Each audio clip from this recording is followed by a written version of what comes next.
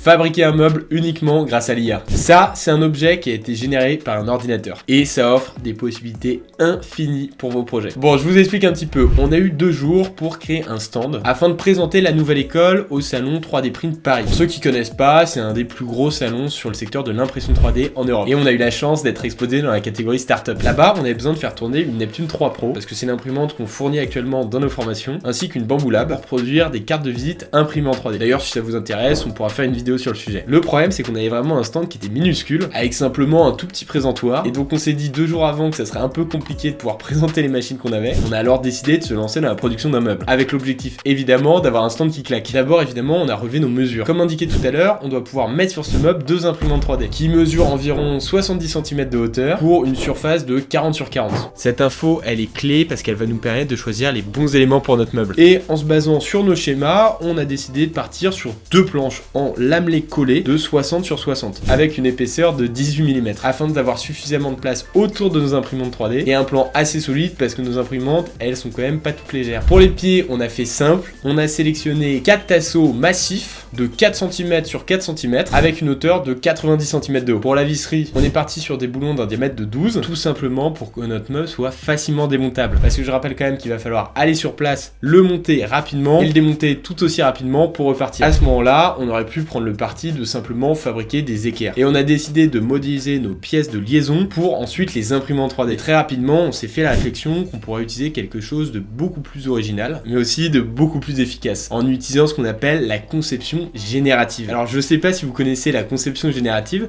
parce que c'est pas le plus populaire, et pourtant c'est super intéressant, donc je vais essayer de vous le présenter de manière assez simple. C'est une techno qui s'appuie sur l'intelligence artificielle et des algorithmes assez avancés, et ça permet de transformer la manière dont les designers envisagent la création d'objets. Tout simplement parce que la conception générative, elle va offrir une capacité sans précédent à créer des produits innovants, comme par exemple des composants aérospatiaux assez légers qui auraient été difficiles, voire même quasiment impossible avec des méthodes traditionnelles. Il y a 2 techniques majeures avec cette approche. Soit vous avez ce qu'on appelle l'optimisation topologique qui va affiner la forme pour répondre à des critères spécifiques, ou alors on a l'optimisation multi-objet qui va plutôt dans ce cas-là équilibrer différents critères comme le poids ou le coût en matière. L'utilisation de cette techno, elle est super intéressante dans le milieu pro, étant donné qu'on peut analyser mais optimiser davantage la création de pièces. En plus d'avoir des pièces avec un look assez futuriste, on a surtout des pièces bien plus efficaces. Donc pour utiliser cette techno de manière concrète, il faut passer par 5 étapes. Déjà numéro 1, va falloir définir les points d'appui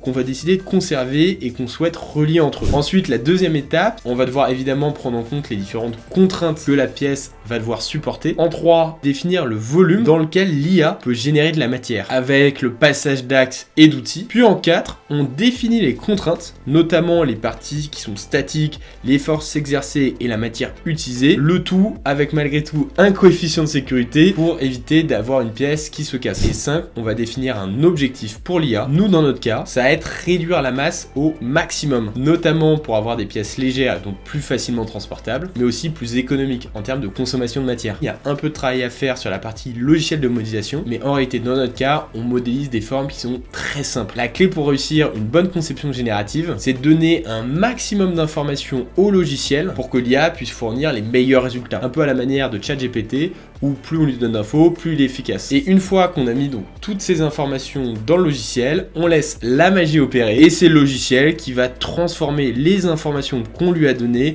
en une série de pièces. Elles seront à chaque fois organiques et complexes avec des designs optimisés. Pour nous, ça a pris environ 1h30 puisqu'il faut compter un bon quart d'heure supplémentaire pour chaque pièce qu'on souhaite conserver. Et l'autre avantage qui est assez sympa, c'est que pour chaque pièce, on peut remonter dans le temps pour voir toutes les étapes qui ont été générées et choisir la version qui nous plaît le plus. Nos pièces de liaison ainsi générées sont donc pas seulement fonctionnelles, elles sont vraiment le fruit d'une synergie entre la technologie et l'esthétisme. Et ça permet d'offrir un design captivant pour toutes les personnes qui vont passer dans le salon. C'est pour ça que pour notre meuble, on a décidé d'en sélectionner 4 différentes. Et vous voyez, on a vraiment réussi à avoir des géométries magnifiques. Et ça aurait été clairement impossible de les fabriquer à la main dans le même délai de temps. Je vous mets quand même en garde que dans Fusion 360, on dispose seulement de 2 semaines d'essai pour la conception générative. Parce qu'en réalité, il y a un système de crédit cloud et la conception, elle peut vite coûter un peu d'argent si vous développez des modèles complexes. Bon, ensuite, on va passer à la production des pièces. Pour ça, rien de plus simple, hein, on va exporter nos modèles en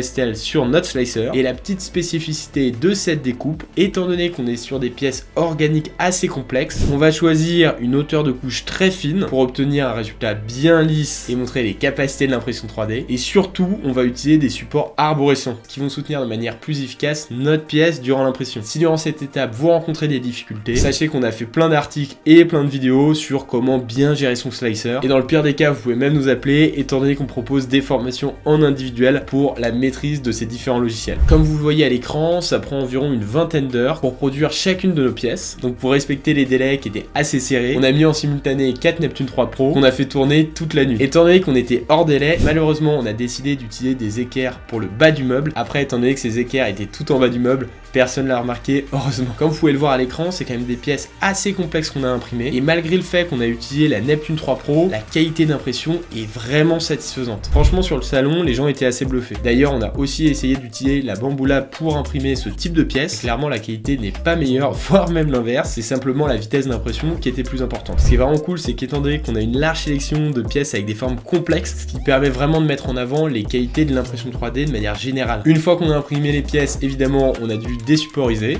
Comme vous le voyez, les supports organiques, c'est beaucoup plus simple à retirer.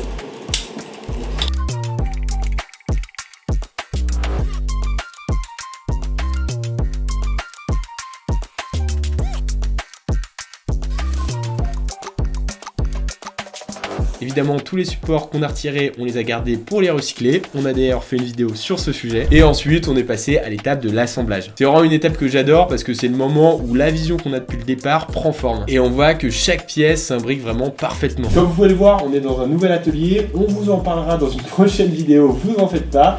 Et on attaque tout de suite l'assemblage. On a commencé à raboter les tasseaux afin qu'ils soient tous bien de la même longueur. On a vérifié ensuite que tout s'emboîtait correctement pour assembler les équerres. Et on a pu ensuite passer à l'étape qui nous intéresse le plus, la partie haute. Et on va pouvoir voir si l'IA a bien fait son travail. Pour ça, on va donc disposer provisoirement notre première équerre afin de marquer précisément l'emplacement des trous pour les vis et percer au bon endroit. On a commencé par les tasseaux, puis on a fait la même chose sur le plateau. On vérifie ensuite que tous nos axes se positionnent correctement, mais on attendra la fin pour tout bien serrer. On répète l'opération sur l'ensemble des angles et ensuite il suffit de serrer les boulons et on y est.